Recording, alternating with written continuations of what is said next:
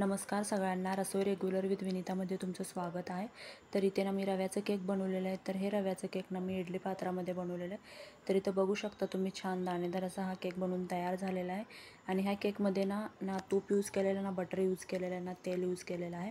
आणि खायलासुद्धा खूप छान टेस्टी असा हा केक बनवून तयार झालेला।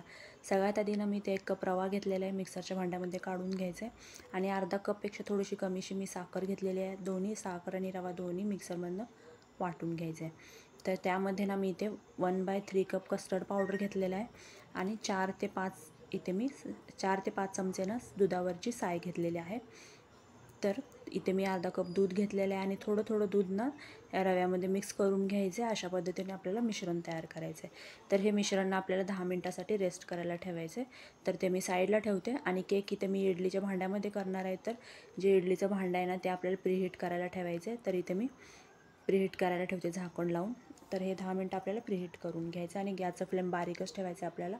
आणि जे आतले इडलीची साचे आहेत ना त्याला तेल किंवा तूप पुसून घ्यायचं। तर इथे मी तेल लावून घेतलेलं आहे। आणि जे हे मिश्रण जे आहे ना केकचं, ते जरा घट्ट झालेलं आहे। रवा छान दूध मुरून घेतलेलं आहे। तर त्यामध्ये ना अजून थोडंसं दूध मिक्स करून घेतलेलं आहे आणि थोडेसे टुटी फ्रुटी ॲड करून घ्यायचे। तर इथे मी 1 पॅकेट ना इनोचं घेतलेलं आहे। तर तुम्ही इनोच्या जागी बेकिंग पावडर किंवा बेकिंग सोडासुद्धा यूज करू शकता। तर थोडं फर्मेंटेशनसाठी मी इथे थोडंसं पाणी मिक्स करून घेते। तर अशा पद्धतीने आपलं हे केकचं मिश्रण बनवून तयार झालेलं आहे। आणि जे इडलीचे जे साचे आहेत, ज्याला आपण तेल लावून घेतलं होतं, त्यामध्ये आपल्याला 2-2 चमचेच काढून घ्यायचं आहे। पूर्ण गच्च भरायचं नाही आहे, ते पूर्ण साचे जे आहे ना पूर्ण नाही भरायचं आहे। 2-2 चमचेच करायचे, जेणेकरून ते केक फुलायला ना जागा राहायला पाहिजे। म्हणून थोडं थोडंच मिश्रण त्यामध्ये मिक्स करून घ्यायचं आहे। आणि वरून थोडेसे टुटी फ्रुटी ॲड करायचे छान दिसण्यासाठी। अशा पद्धतीने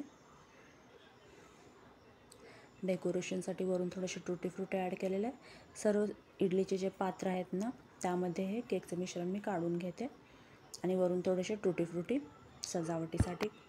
तर अशा पद्धतीने ना मी इथे सर्व इडलीचे जे साचे आहेत ना त्यामध्ये मी इथे हे केकचं मिश्रण काढून घेतलेलं आहे। आणि हे केकच्या इडलीच्या भांड्यामध्ये ना हे साचे ठेवून द्यायचे आहेत। आणि हे पूर्ण केक व्हायला ना मला 15 मिनटं लागलेले आहेत। तर इथे थंड झाल्यावर बघू शकता तुम्ही, आपलं हे केक बनवून तयार झालेलं आहे। चाकूला जरासुद्धा चिकटलेलं नाही आहे मिश्रण। आणि इथे मी चमच्याने काढूनसुद्धा दाखवते तुम्हाला, अगदी सहजरित्या हे निघत आहे, जरासुद्धा चिकटलेलं नाही आहे इडलीच्या पात्राला।